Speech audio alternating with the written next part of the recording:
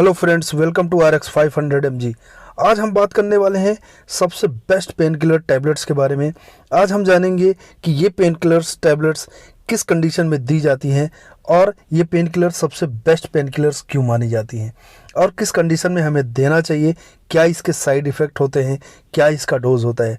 तो चलिए बात करते हैं इन पेन किलर्स के बारे में कि आखिर ये पेन किलर कौन कौन सी हैं। जिन पेन किलर्स की हम बात कर रहे हैं वो पेन किलर्स हैं अल्ट्रासेट और दूसरा है एक्यूविन।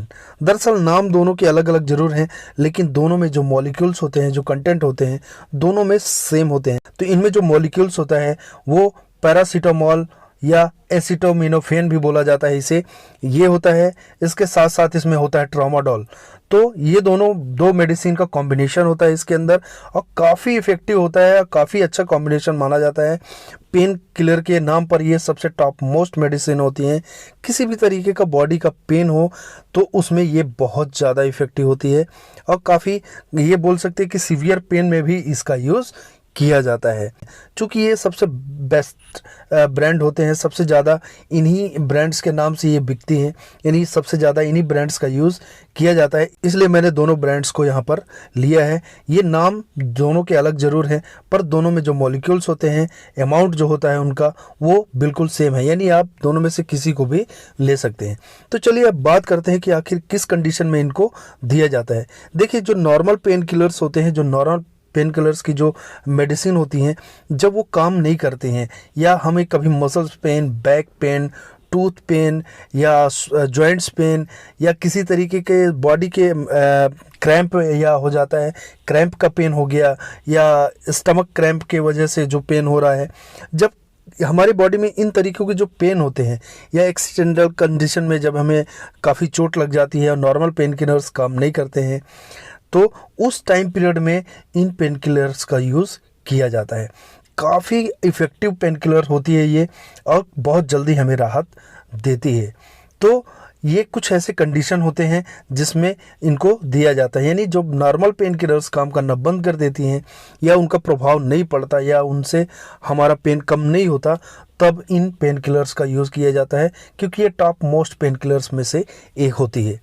अब हम बात करते हैं कि आखिर कौन कौन से पेन में, किस किस तरीके के पेन में हम इन्हें दे सकते हैं। तो चलिए बात करते हैं। जैसे कभी कभी एक्सीडेंट हो जाता है, नॉर्मल एक्सीडेंट हो जाता है और चोट लग जाती है, अंदरूनी चोट लग जाती है, या इसके साथ साथ अगर आपके जॉइंट्स में पेन हो रहा हो, आर्थराइटिस वगैरह का पेन आपके बॉडी में हो रहा हो, या इसके अलावा आप ये बोल सकते हैं कि बॉडी में क्रैम्प की वजह से आपको पेन हो रहा हो और स्टमक वगैरह में क्रैम्प की वजह से आपको पेन हो रहा हो, बैक पेन हो रहा हो, या आपके हिप्स वगैरह में पेन हो रहा हो, काफ वगैरह में पेन हो रहा हो और नॉर्मल मेडिसिन आप यूज़ कर रहे हैं, टूथ एच हो रहा हो यानी दांतों में दर्द हो रहा हो, और नॉर्मल जो एनाल्जेसिक होते हैं, पेन किलर्स होते हैं, उनको खाने से अगर वो ठीक नहीं हो रहा, तब आप इन मेडिसिन का यूज़ इनमें कर सकते हैं और ये काफ़ी इफ़ेक्टिव होता है और बहुत जल्दी आपको राहत दिलाता है।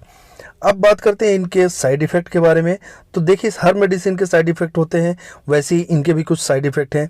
ज़्यादातर देखा गया है कि इसको यूज़ करने से अगर साइड इफ़ेक्ट देखा गया है कि कुछ लोगों में नौजिया की शिकायत हो जाती है, कुछ लोगों को वोमिटिंग की भी शिकायत होती है, कुछ लोगों को डिसेंट्री की शिकायत होने लगती है।